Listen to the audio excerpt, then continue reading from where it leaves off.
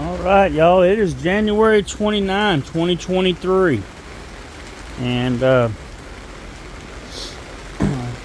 I made a video, Lord, how long has it been? Several weeks or maybe a month ago when we had the really bad freeze here.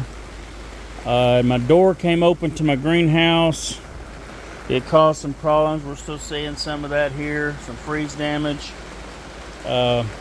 Some of it I trimmed up, some of it's still lingering, some of it didn't show up for a little while. And I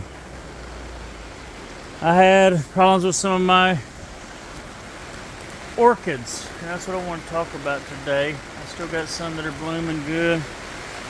I lost quite a bit of this one, but I still got some green on it. And what I want to look at is, oh, there goes my heater kicking in, making noise while I'm trying to video. But this one here, this orchid hanging was right in front of the door that came open, and that single digit temperatures blowing in here. I don't know how, I want to say the wind was blowing, 30 mile an hour plus. I don't know for sure. Coming through the greenhouse here, and you can see behind it here some of the bananas kind of had some rough time, and that papaya over there lost a lot of leaves. And so this poor little orchid here just really caught it. And if you remember, if you've watched any of my other videos, I had put this air layer on here. I didn't know if you could air layer orchid stems. I know they start orchids from what they call kikis, what we would call maybe baby plants that form along the flower stalks. And so I thought maybe I could wrap some moss around it here, some moist moss, and close it in and stimulate that. Well, that was before the freeze, I believe. But you see, since the freeze damage, I've had some rot set in on this poor little orchid. And I've been trying to keep it a little bit moist without just drowning it, but I mean, it's for. So today we're going to open up this bag. I'm going to cut this flower stem back below this rotted spot here, and just see what we're up against. I'll bring you back whenever I have that, because I don't do that very well with one hand. Let me pause this. Okay, so I've got it taken off. I took off the zip ties that I had holding it closed. And I'm not really expecting a whole lot of anything here. Let's open this up. I'm really just doing this as a record. I don't expect to see anything really great.